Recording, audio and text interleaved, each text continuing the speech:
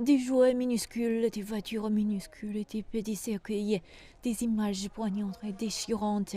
À savoir qu'ils ne grandiront jamais. Ils resteront pour toujours dans cet état. Les parents et les proches disent leur dernier adieu.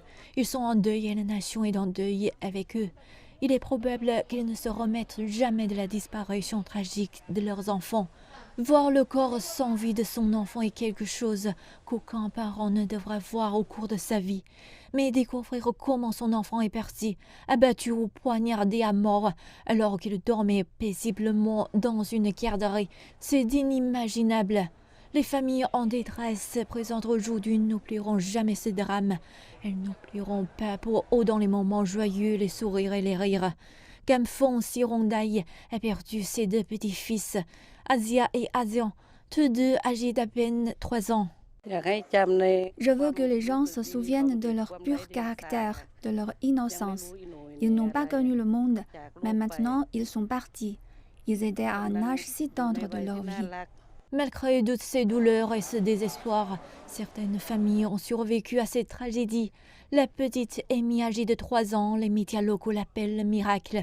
La petite Amy était endormie à côté du mur et n'a pas été vue par le tueur, le seul enfant de la garderie qui n'a pas été attaqué ou blessé.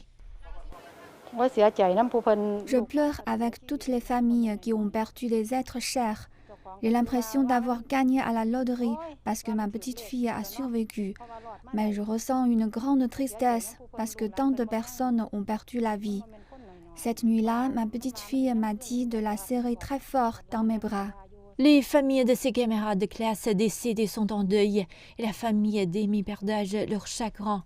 Les larmes ne cesseront pas, tout comme le désespoir et la colère, mais à travers toutes ces épreuves, un immense soutien, une épaule sur laquelle pleurer, une main pour tenir leur aide offerte. Une douleur indescriptible est ressentie partout où l'on va dans cette petite ville. Presque tout le monde connaît quelqu'un qui a été touché.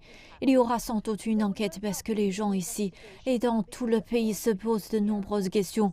Mais pas aujourd'hui. Aujourd'hui, cette communauté s'est réunie pour essayer de surmonter cette épreuve.